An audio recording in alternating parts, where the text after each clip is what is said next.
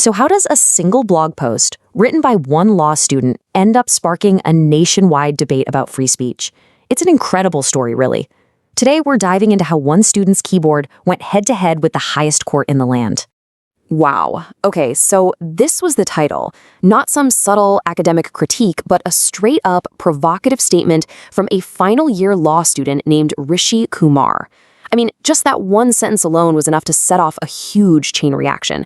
But what was he even responding to? What pushed him to write this?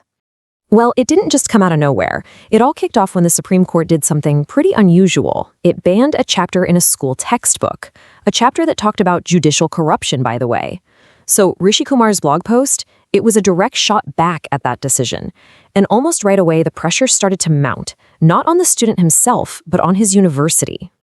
To really wrap our heads around this clash, we have to go right to the source, the Constitution of India. This whole fight, it really boils down to one of the most fundamental rights that every single citizen is guaranteed. And here it is, Article 19(1)(1)(a). This is the bedrock of Rishi Kumar's entire argument. It's what gives citizens the right to speak their minds, to express their opinions freely, and yeah, that includes criticizing powerful institutions, whether it's the government or even the judiciary. But, and this is a huge but, is that right unlimited? The short answer is no, it's not. And this slide lays out that central tension perfectly. On one side, you have the right to free speech. But on the other, you have Article 19(2), which lets the state put reasonable restrictions on that freedom. Things like national security, public order, and the one that's key to our story, contempt of court. This is exactly where the legal battle lines are drawn. Okay, so contempt of court. That's the big one. It's the reasonable restriction that's front and center here. It's a legal concept that's meant to protect the authority and the dignity of the courts. But what does it actually mean? Well, there are basically two flavors. Civil contempt is pretty cut and dry. It means you deliberately disobeyed a court order. Criminal contempt, though, that's where things get murky. It includes anything that scandalizes the court or lowers its authority in the public's eyes. And you can bet that a blog post with a title like Rishi Kumar's was going to be looked at under the microscope for potential criminal contempt.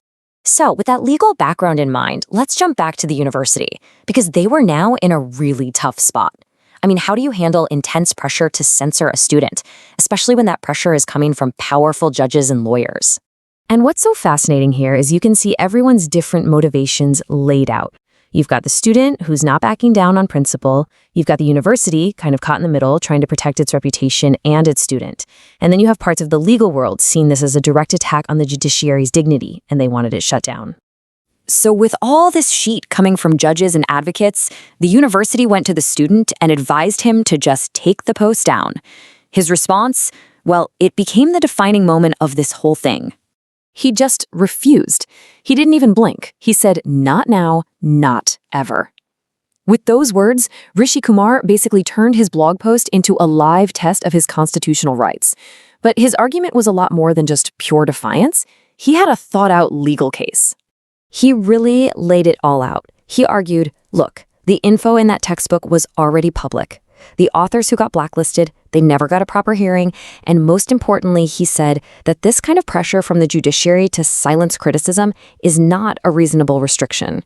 He called it judicial overreach, basically the court going beyond its constitutional powers.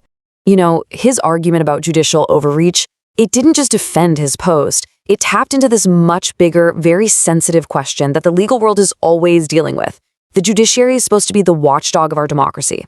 So how should it react when it's the one being watched and criticized?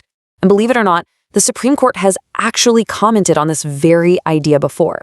And you gotta love this. In a completely different case, the Supreme Court itself said that the judiciary shouldn't be oversensitive to healthy criticism.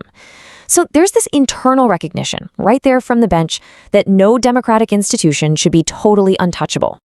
So this is really what it all comes down to, and it's why this story is so important. Of course, you need to have respect for an institution like the Supreme Court, but at the same time, for democracy to actually work, citizens have to be free to hold those very same institutions accountable.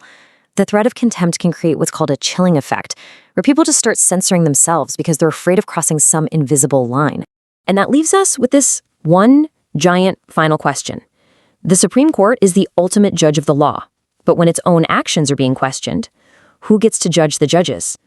There's no easy answer here, and how we choose to navigate that question really defines the thin line between respect and accountability, and it shapes the very future of our democracy.